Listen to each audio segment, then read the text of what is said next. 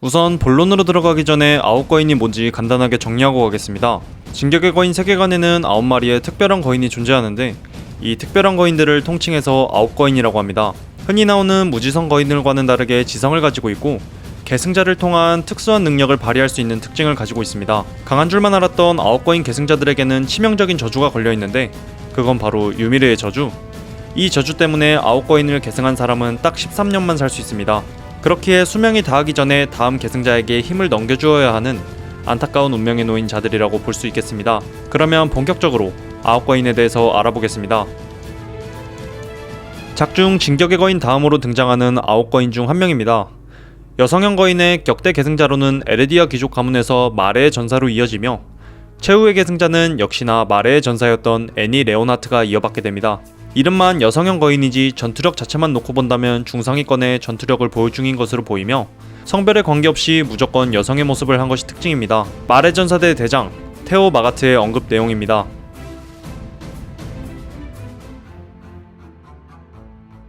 테오 마가트의 언급한 내용대로 여성형 거인의 능력을 본다면 우선 사용자와 거의 하나가 된 움직임을 보여주며 부분 경질화를 통해 그 위력을 한 단계 높일 수 있습니다. 심지어 계승자가 맨몸 전투에서 뛰어난 두각을 보인 애니 레오나트였기에 그 위력은 더욱 배가 되었다고 생각합니다.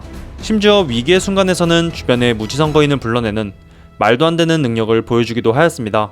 무지성 거인을 불러내는 게 별거냐 할 수도 있지만 이 능력은 시조의 거인만이 가지고 있는 기술이며 그 범위가 좁긴 하나 무지성 거인을 떨쳐내지 못하는 갑옷 거인만 봐도 얼마나 좋은 능력인지는 대충 감이 오실 겁니다. 근데 애니는 먹히지 않았나요? 크크.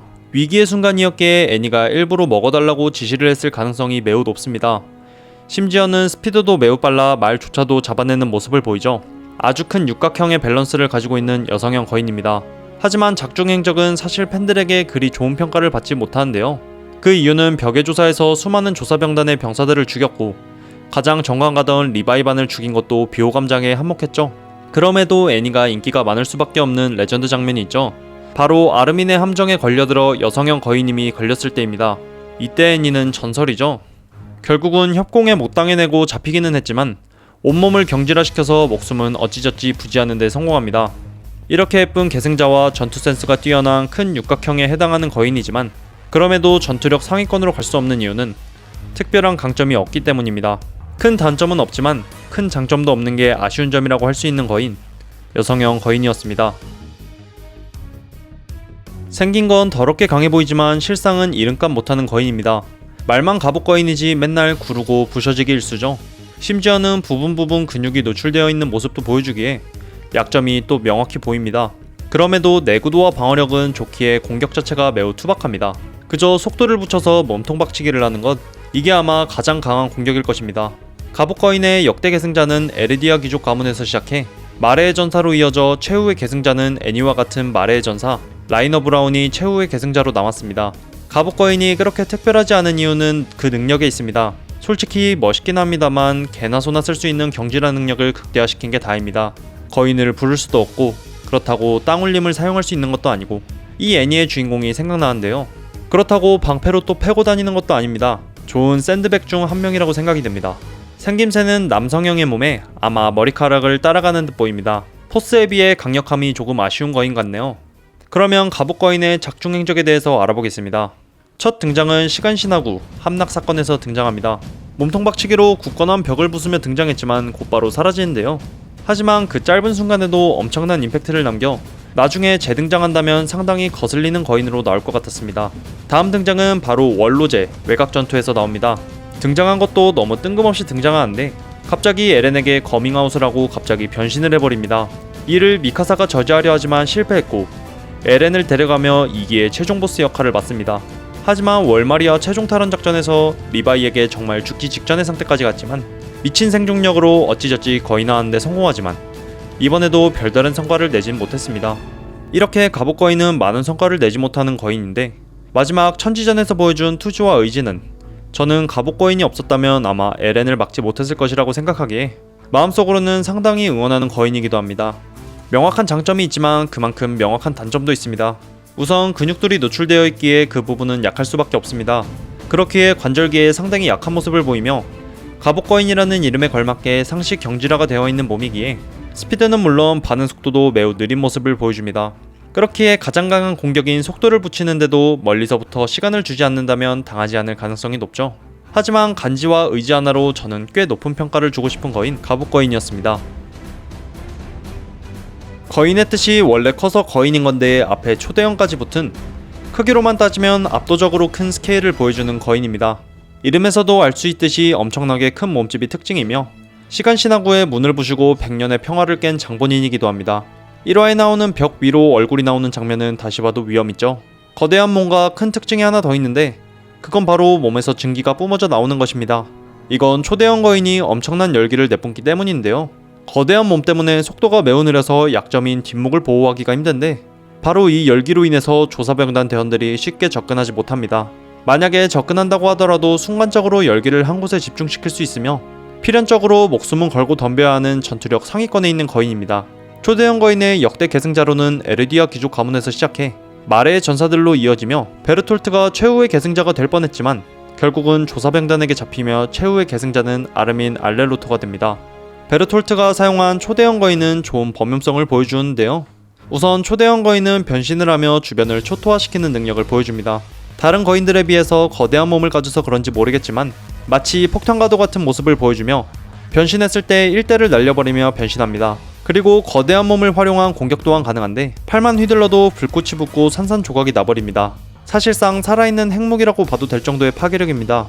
파괴력만 놓고 본다면 단연 1티어라고 볼 수 있을 정도의 힘을 가지고 있으며 작전에서도 길을 뚫어주거나 공격에 활로를 뚫어줄 때 매우 유용하게 쓸 수 있는 장점이 있습니다.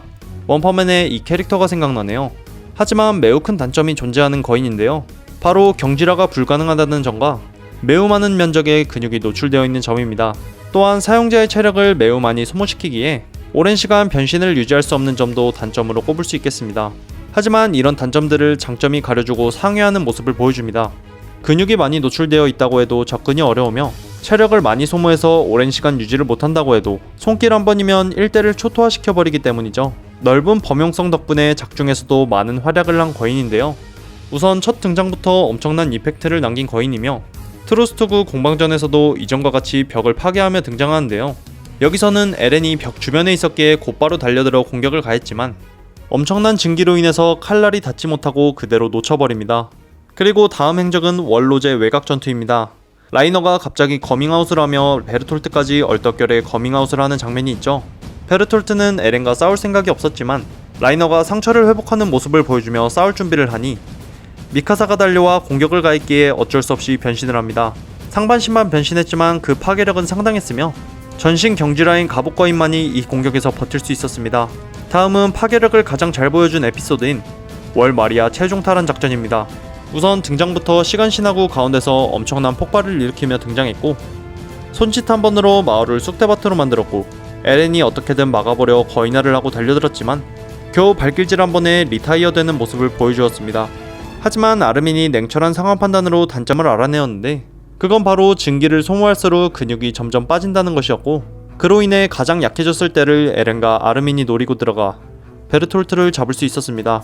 이때를 기점으로 초대형 거인은 아르민에게 계승되었으며 천지전에서 보여준 아르민과 에렌의 초대형 거인 전투는 꽤나 웅장한 모습을 보여주었습니다. 이렇듯 단점도 명확하지만 너무나 큰 장점이 있는 거인, 초대형 거인이었습니다. 생김새는 계승자에 따라 다른 동물로 나오는 듯 보이며 첫 등장한 짐승 거인은 긴팔 원숭이와 같은 형태로 등장했습니다. 크기는 초대형 거인에 비하면 턱없이 부족하지만 다른 거인들에 비해서는 조금 더 큰 모습을 보여주었습니다. 생김새를 따라가듯이 첫 등장부터 상당히 불쾌하게 등장하는데 우선 거인의 모습으로 처음으로 인간의 언어를 구사하였으며 조사병단의 2인자 미케 자카리아스를 잔인하게 죽인 장본인입니다. 다른 거인들은 그냥 공포였다면 짐승 거인은 어딘가 모르게 불쾌한 느낌을 많이 주는 거인이었습니다. 마레군 간부 일원이 내린 짐승 거인의 평은 이렇습니다.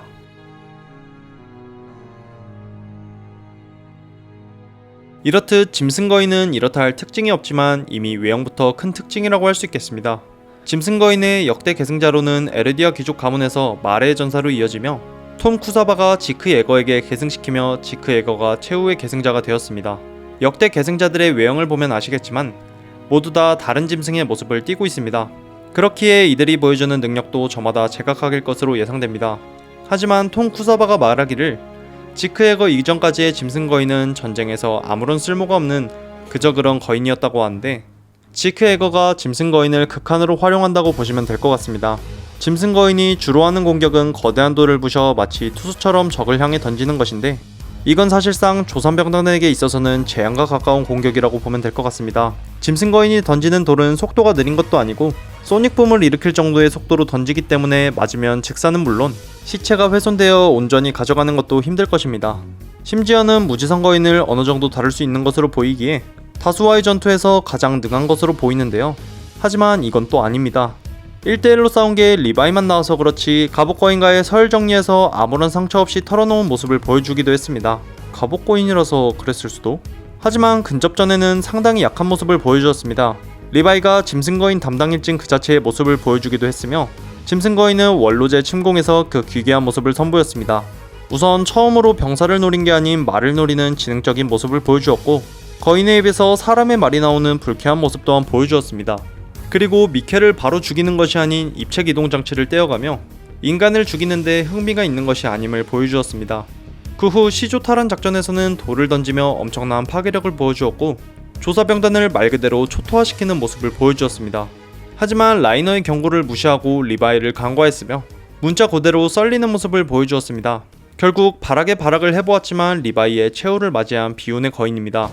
말이 비운이지 거대나무 숲 전투에서 보여준 척수액 사건은 모든 시청자들에게 비호감 스택을 쌓을만 했고, 지크헤거의 사상 또한 많은 이들의 반감을 샀었습니다. 그 사상은 바로 안락사 계획이었는데요. 지크헤거는 에르디아인들을 죽이는 것을 죽였다고 생각하는 게 아닌 구해준다고 생각하는 아주 미친 발상을 가지고 있는 인물입니다. 그리고 에렌의 이복형이었다는 충격적인 반전이 숨어있는 인물의 거인, 짐승 거인이었습니다.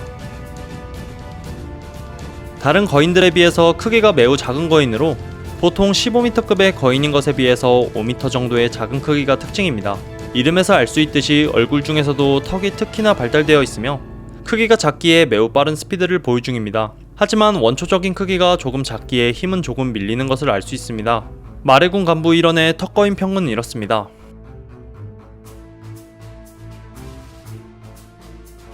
첫 등장은 유미르였습니다. 유미르가 보여준 턱거인은 사족보행의 경지라도 못하는, 파괴력으로서는 그다지 큰 임팩트를 주지는 못했고 오히려 못생긴 외모로 제 기억 속에는 더 남았었는데요. 그렇지만 이는 유미르만이 경지라를 못한 것으로 추정되는데요. 그 이유는 유미르는 오랜 기간 무지성 거인으로 지내다가 갑작스레 턱거인을 계승받은 것이었기에 특별히 훈련받거나 경지라를 보지 못해서 사용하지 못했던 것 같습니다. 턱거인의 계승자 목록은 에르디아 귀족 가문에서 마레의 전사로 이어지며, 마르셀 갤리어드가 라이너를 구해주려다가 무지성 거인 상태의 유미르에게 먹히며 턱거인은 유미르에게 계승됩니다. 그렇기에 유미르가 최후의 계승자가 될 줄 알았지만 그 다음 계승자인 포르코 갤리어드에게 계승시키고 최후를 맞이합니다. 하지만 포르코 갤리어드도 팔코 글라이스에게 계승을 하며 최후를 맞이했고, 팔코 글라이스가 턱거인의 최후의 계승자가 되었습니다. 턱거인의 이름대로 치악력은 정말 상상을 초월하는데, 가장 뚜렷하게 치악력을 나타낸 장면은 진격의 거인이 전태의 거인을 먹으려고 수정체를 먹으려 했지만 역으로 진격의 거인의 턱이 부서졌었는데요. 하지만 턱거인의 치악력으로는 수정체를 부시는 위력을 보여주었습니다. 결국은 에렌이 전태의 거인을 계승하긴 했지만 치악력 부분에서는 모든 거인을 통틀어 1등인 듯 싶습니다. 그리고 최후의 계승자인 팔코 글라이스만의 특징이 있었는데, 다른 계승자들에게서는 볼 수 없었던 새의 모습을 보여줍니다. 기존의 턱거인의 능력은 가지고 있으면서도 날개를 얻으며 비행 능력 또한 얻은 모습을 보여줍니다. 짐승거인과 턱거인 두 개를 계승한 줄 알았지만 이는 아니었으며, 팔코 글라이스가 새를 동경했기에 이런 모습이 발현됐다고 보고 있습니다. 매우 좋은 장점들이 많은 턱거인인데요. 우선 다른 거인들보다 확연히 빠른 스피드를 가지고 있으며 치악력으로는 단연코 1등으로 볼 수 있겠습니다. 하지만 그만큼 명확한 단점도 존재하는데요. 우선 다른 거인들에 비해서 크기가 매우 작다는 게 문제이며, 스피드가 빠른 이유 또한 상처를 입으면 재생을 바로바로 하는 다른 거인들과는 다르게 치명상을 크게 당한다면 재생을 못하고 그대로 리타이어 되는 상황에 놓입니다. 심지어는 크기에 비례해서 완력 또한 하위권을 맴도는 아쉬운 거인이죠. 턱거인의 작중 행적을 본다면 원로제 침공에서 유미르가 첫 선을 선보였으며, 레벨리오 전투에서는 진격의 거인과 전투를 이어가지만 초반에 먹덜미를 물어 끝낼 기회를 잡았지만 리바이의 공격으로 인해서 실패했고, 천지전에서는 애니와 가비를 구출하는 등 매 에피소드마다 계속해서 계승자가 바뀐 유일한 거인이라고 볼 수도 있습니다. 많은 매력을 보여주며 다양한 모습을 보여준 거인이지만 내구도 면에서 많이 아쉬운 모습을 보여준 거인 턱거인이었습니다. 이름이 차력거인이기에 힘이 상당히 강한 거인이라고 생각이 들지만 그런 차력이 아닌 짐꾼이나 수레를 뜻하는 차력에서 따온 이름이라고 합니다. 사실상 짐꾼거인으로 표현하는 것이 어찌 보면 옳겠습니다. 차력거인에 대한 마레군 간부의 코멘트를 보겠습니다.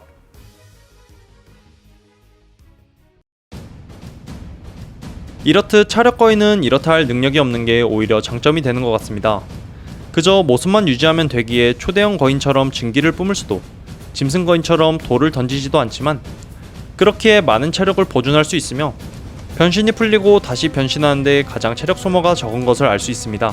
차력거인 자체가 원래 전투형이 아닌 지원형이며 매우 작은 편에 속하는 턱거인보다도 더 작기에 속도면에서도 빠르기에 지원형에 적합한 거인이라고 볼 수 있겠습니다. 그리고 피크핑거의 언급으로는 급소만 피한다면 몇백 번이고 계속해서 거인화가 가능하다고 설명합니다. 이렇듯 지속성은 입증이 된 것이겠죠. 차력거인의 역대 계승자들로는 에르디아 귀족 가문에서 시작해서 마레의 전사로 이어져 최후의 계승자는 피크핑거가 됐습니다. 피크핑거는 거인화가 풀리고도 종종 기어다니는 모습을 보여주는데 이는 차력거인이 다른 거인들과 다르게 몇 개월 동안 모습을 유지할 수 있었고 몇 개월 동안 사족보행으로 다녀서 인간의 모습으로 돌아와도 이족보행보다는 사족보행을 더 편애하는 모습을 보여줍니다. 그리고 차력거인의 사실상 주 공격은 방어구처럼 생긴 이것인데 이것의 이름은 판처대로 인간을 태워서 위에서 총을 쏘며 공격을 하는 것이 가능하고 빠른 속도로 이동하는 것도 가능합니다. 또한 판처대를 벗는다면 짐꾼으로서의 능력도 발휘할 수 있습니다. 그리고 차력거인에 있어서 가장 강한 무기는 바로 대거인포입니다. 대거인포는 시조의 거인을 없애기 위해 개발된 무기로 거인들의 경지를 관통하는 데 특화된 무기입니다. 차력거인은 빠른 기동력을 갖추고 임무에 있어서 없어서는 안 될 존재이지만 단점 또한 명확하게 존재합니다. 우선 턱거인과 마찬가지로 내구성과 회복력이 좋지 않은 것으로 보이며 별다른 능력이 없는 게 단점이라고 할 수 있습니다. 피크핑거가 상당한 두뇌파라는 점을 간과할 수 없는 거인입니다. 머리가 좋지 않은 계승자였다면 그저 짐꾼으로서 역할만 했을 것입니다. 차력거인은 시조탈환 작전에서 첫 모습을 드러냅니다. 리바이에게 짐승거인이 당했을 때 차력거인이 지크헤거와 라이너를 구해내는 데 성공했죠. 그리고 천지전에서는 폭탄을 몸에 두르고 총대를 메고 시조의 거인을 죽이려고 했으며 입체 기동을 하지 못하는 피크의 귀여운 모습 또한 보여주었습니다. 여러모로 쓰임새도 많고 강함 자체는 가장 약하겠지만 임무에 있어서 없어서는 안 될 소금 같은 거인인 것 같습니다. 또한 못생긴 거인 안에 귀여운 여성이 있던 것도 반전이었던 거인 차력거인이었습니다. 9거인 중에서 가장 마지막에 등장한 거인으로 그 모습 또한 상당히 멋있는 것을 알 수 있습니다. 다른 거인들과 다르게 타이버 가문의 거인이었기에 최후의 계승자 또한 타이버 가문이 될 것으로 보였습니다. 크기는 여타 거인들과 다르지 않은 15m급의 거인으로 온몸이 하얗게 경질화된 것이 특징이며 경질화를 이용하여 상상력을 동원한 무기를 만드는 것이 가능합니다. 이러한 특징 덕분에 전투력은 거인 중에서도 상위권을 들 것으로 예상되는데요. 말고도 가장 중요한 특징이 있습니다. 모든 거인들은 목 뒷덜미에 본체가 숨어있는 반면에 전태의 거인만은 본체가 수정체로 변하여 땅속에 박혀 숨어 있습니다. 그렇기에 목 뒷덜미를 날리더라도 체력만 된다면 얼마든지 재생하며 수정체의 경도 또한 뇌창과 진격의 거인이 씹어먹어도 부셔지지 않을 정도로 단단하기에 공략하기가 상당히 까다로운 거인이라고 볼 수 있겠습니다. 하지만 원격으로 조종하는 거인이기에 체력 소모가 많이 되는 거인입니다. 그렇기에 장기전에서는 불리한 거인이라고 볼 수 있고 수정체가 땅에 박혀있기에 일정 거리 내에서만 움직일 수 있어 누군가를 추격하여 처치하는 게 아닌 공성전에 매우 특화된 거인이라고 볼 수 있겠습니다. 아시다시피 전태의 거인의 역대 계승자로는 타이버 가문에서 시작하여 라라 타이버가 끝까지 지켜낼 줄 알았지만 에렌 예거가 턱거인을 활용하여 자신이 최후의 계승자가 됩니다. 능력만 봐도 강해 보이는 전태의 거인의 특징으로는 어떤 것들이 있을까요? 우선 가장 큰 특징으로는 상상력으로 만드는 무기에 있습니다. 대부분 거인이 무기가 아닌 맨손으로 싸우거나 자신의 몸을 이용하여 싸우는 반면에 전태의 거인의 경우에는 상상력으로 무기를 만들어 전투에 참여합니다. 전태의 거인의 시그니처라고 할 수 있는 워해머가 그 대표적인 예시이며 기둥, 석궁, 활, 검, 채찍, 낫 등등 상당히 많은 무기를 다룰 수 있는 것으로 나타납니다. 천지전에서 보여준 전태의 거인의 전투력은 두말할 것도 없겠죠. 그리고 두 번째 특징으로는 전신 경지라입니다. 갑옷거인보다는 조금은 약한 경지라임에도 전신이 경지라된 모습을 보여주기에 방어력적인 측면에서도 매우 뛰어난 거인이라고 볼 수 있겠습니다. 그리고 전태의 거인만이 가지고 있는 특징인 원격 조정이 있겠습니다. 그렇게 직접 거인화를 하는 게 아닌 거인을 다룰 수 있는 능력을 가진 어찌 보면 초능력자라고도 볼 수 있겠습니다. 하지만 이 대단한 능력 뒤에 숨어진 단점들이 많이 존재하는데요. 우선 전신을 경질화시킨 모습이기에 체력 소모가 상당하다는 점입니다. 심지어는 본인이 직접 거인화하는 것이 아닌 원격 조종을 하는 구조이기에 본체를 지키면서 싸워야 하고 본체가 땅에 박혀있어 일정 거리 이상에서 나가서 싸울 수 없는 운명입니다. 그렇게 1대1과 단기전에서는 매우 강력한 성능을 보여주는 거인이지만 체력 소모가 빨리 되는 거인이기에 장기전으로 가거나 계속해서 적들이 오는 다수의 적과 싸워야 하는 상황이나 누군가를 추격해야 하는 상황에서는 별로 좋지 못한 거인이라고 볼 수 있겠습니다. 첫 등장은 레벨리오 전투에서 그 모습을 선보였습니다. 라라 타이버의 오빠인 빌리 타이버가 에렌에게 사망하자 분노를 참지 못하고 곧바로 거인을 불러냅니다. 이때 클리셰를 깨는 장면이 한 차례 나오는데 원래 변신 중에는 그 누구도 건드리지 않는 게 국룰인데 에렌은 그걸 깨버리죠. 하지만 전태의 거인도 맞고만 있진 않았고 곧바로 거대 기둥을 소환하여 에렌을 하늘로 날려버립니다.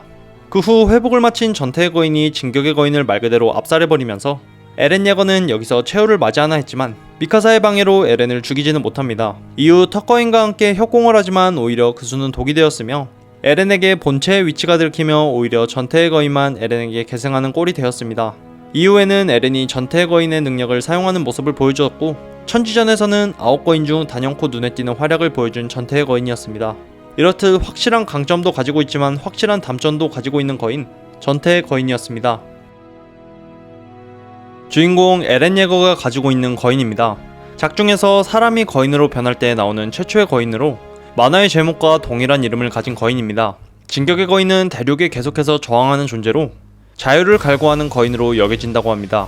역대 계승자로는 에르디아 귀족 가문에서 시작해 에르디아 복권파 리더인 엘렌 크루거에서 그리샤 예거로 계승되었으며 최후의 계승자는 만화의 주인공 에렌 예거가 최후의 계승자가 되었습니다.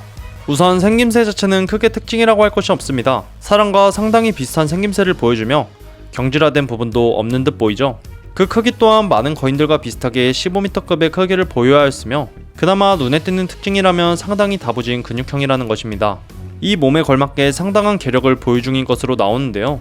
우선 자신의 몸보다 거대한 돌을 오로지 힘만을 사용하여 들어올리고 뚫린 벽에 구멍을 메꾸는 모습을 보여주었습니다. 심지어는 자신의 힘을 이기지 못하고 펀치를 내지르면 가끔 자신의 몸이 부상당하는 모습도 보여주었습니다. 신이 주신 힘을 몸이 감당하지 못하는 모습이었습니다. 하지만 그에 못지않게 사용자의 정식력 또한 광적으로 좋은데 주인공 버프가 어느 정도 있었다곤 하지만 체력적인 측면에서는 모든 거인을 통틀어서 가장 좋은 것 같습니다. 거인화가 풀려도 다시 거인화를 하는데 시간이 많이 들지 않고 불굴의 상황에서도 악착 같은 집념으로 전투를 이어나간다는 데 있어서 그 무서운 모습을 실감할 수 있습니다. 그렇다고 진격의 거인만이 가지고 있는 특별한 능력은 없는 것으로 보이는데 전투에는 별 영향이 없지만 그래도 고유 능력이 있다면 그건 바로 미래 계승자의 기억 전수입니다. 사실 전투에는 큰 상관이 없는 능력이지만 자유를 갈망한다는 점에서 진격의 거인과 너무나도 잘 맞는 능력이라고 생각됩니다. 하지만 이 능력 때문에 미래를 아는 진격의 거인 계승자들은 누구보다 자유를 갈망하며 전투에 임하지만 사실 예정된 미래에 맞춰 움직이는 자유를 가장 억압받는 거인일지도 모릅니다. 계승자들이 어떠한 행동을 하더라도 결과는 정해져 있기 때문이죠. 그렇다면 진격의 거인은 정말 자유를 위한 움직임을 보였을까요? 첫 등장은 트루스투구 공방전에서 등장합니다. 트루스투구 탈환작전에서 거대한 돌로 뚫린 벽을 막았고 제57회 벽의 조사에서는 여성형 거인과 전면전을 치렀으며 스토에스구 공방전에서는 기어코 여성형 거인을 잡아냅니다. 그 후 원로제 외곽 전투에서는 거밍아웃을 한 라이너와 베르톨트에게 잡혀가며 조금은 아쉬운 모습을 보여주지만 월마리아 최종 탈환 작전에서는 갑옷 거인을 압도하지만 초대형 거인에게 다시 리타이어되고 말았습니다. 이후 레벨리오 전투에서는 전태의 거인의 힘을 계승했으며 파라디성 기습 작전에서는 가비가 에렌의 머리를 날리긴 했지만 결국 지크와 접촉하는 데 성공하며 종미의 거인으로 변모합니다. 그리고는 모두 아시다시피 땅을륨을 사용하는데 그 이후의 내용은 시조의 거인에서 더 자세하게 알아보겠습니다. 약 2000년 전에 등장한 최초의 거인이자 모든 거인의 어머니 같은 존재입니다. 아무리 날고 기어도 시조의 거인을 이길 수는 없으며 최강, 최고, 무적 같은 칭호가 잘 어울리는 거인이라고 할 수 있겠습니다. 기원은 이렇습니다. 유미르가 대지의 악마와 만나 최초의 거인이 되었으며 유미르의 후손인 백선들은 거인이 될 잠재력이 있었습니다. 그 이유는 길이라는 미지의 세계에서 좌표로 유미르와 연결되어 있기 때문이죠. 하지만 시조 유미르가 13년 후 죽는 일이 발생하는데 패전국의 포로가 프리츠 왕을 향해 던진 창을 대신해서 막아주다가 몸을 관통당해 유미르가 13년 만에 죽게 됩니다. 시조 유미르가 죽으며 그녀의 딸인 마리아, 로제, 시나이의 9거인으로 나뉘게 되었으며 거인의 힘을 계승한 자들이 13년 후에 죽는 이유도 모두 이 때문이었습니다. 이것을 통칭 유미르의 저주라고 합니다. 시조의 거인은 계승자도 많이 바뀌는데 유미르 프리츠로 시작해서 프리츠 왕가가 계속해서 계승하고 있었습니다. 그러다가 레이스 가문이 그 힘을 계승받았고 우리 레이스 프리다 레이스로 이어지며 레이스 가문이 최후의 계승자가 될 것으로 보였으나 그리샤 에거가 레이스 가문을 몰살했을 때 그리샤 에거가 프리다 레이스를 먹으며 그 힘은 그리샤 에거가 계승하게 되었습니다. 그리샤 에거는 이 힘을 자신의 아들인 에렌 예거에게 계승하였고 에렌 예거가 최후의 계승자가 되었습니다. 생김새적인 특징은 우선 크기를 꼽을 수 있겠습니다. 초대형 거인이라는 이름부터 거대한 크기를 가지고 있는 거인이 있지만 시조의 거인 앞에서는 그저 3발의 피에 불과하며 10배는 좋게 넘는 거대한 크기를 자랑합니다. 그리고 알아볼 건 능력과 강함입니다. 우선 크기부터 압도적이기에 강한 것은 당연지사, 모든 거인을 통틀어 모든 게 1등입니다. 애초에 악마와 만나며 탄생한 거인이기에 파괴력은 물론 괴물같은 방어력도 보여줍니다. 모든 거인들이 한 번에 덤빈다고 해도 승리를 장담할 수 없는 미친 거인입니다. 능력 또한 모든 게 사기적이라고 할 수 있는데 우선 좌표입니다. 좌표는 프리츠 왕가가 아니라면 제대로 사용하지 못한 힘이지만 칼 프리츠로 인해서 왕가의 피를 잊지 않은 이에게 계승한 뒤에 왕가의 피를 이은 자와 접촉한다면 힘을 사용할 수 있게 된다고 합니다. 이 좌표 혹은 길이라고 부르는 곳에서는 정신지배와 기억 조작 및 전달을 사용할 수 있습니다. 유미르의 피가 섞이면 정신지배와 기억 조작이 가능해지며 벽 밖의 민족인 마레인, 중동인 등등도 유미르의 백성과 피가 섞이면 거인화와 정신지배가 가능해집니다. 하지만 예외도 있는데 그건 바로 아커만 일족. 아커만 일족은 과학의 부산물로 우연히 만들어진 일족이기에 정신지배와 기억을 조작할 수 없습니다. 혹여나 유미르의 백성 사이에서 태어난 혼혈이라 할지라도 정신지배는 불가능합니다. 그리고 다른 능력은 거인을 조종할 수 있는 것입니다. 시조의 거인이 만들어낸 9거인을 모두 조종할 수 있으며 무지성 거인을 조종하는 것 또한 가능합니다. 그리고 신체 구조 조작 및 개조 능력이 있는데 이 능력이 있었기에 지크에거는 에렌과 손을 잡아 에르디아인 모드를 불인 상태로 만들어 궁극적으로 에르디아인 자체를 지구상에서 완전히 없애려는 안락사 계획을 세우게 되죠. 그리고 역대 9거인을 조종하는 것은 물론 소환할 수도 있으며 이는 천지전에서 보여준 능력입니다. 심지어는 모든 거인의 형태로 거인화할 수 있으며 경지라는 당연히 가지고 있습니다. 이렇듯 단점이 없을 것 같은 말도 안 되는 거인으로 묘사되지만 단점은 존재합니다. 이 능력들은 모두 왕가의 혈통인 프리츠 왕가만이 사용할 수 있는 것입니다. 하지만 에렌은 진격의 거인의 끝판왕급 기술이라고 볼 수 있는 땅올림을 시전했는데 벽을 구성하고 있던 수많은 거인들을 깨웠으며 지옥을 향해 나아가죠. 하지만 이는 인류에 의해서 막혔으며 몸과 왕가의 피를 잃었지만 에렌은 초대형 거인의 모습으로 변화하여 지옥은 아직 끝나지 않았음을 말합니다. 여기서 아주 재밌는 수미상관이 있는데 1화에 등장해서 벽을 부신 것도 초대형 거인, 이야기의 끝을 알려주는 거인도 초대형 거인인 점도 매우 재밌는 부분입니다. 이렇듯 모든 거인들의 시조가 된 거인, 시조의 거인이었습니다.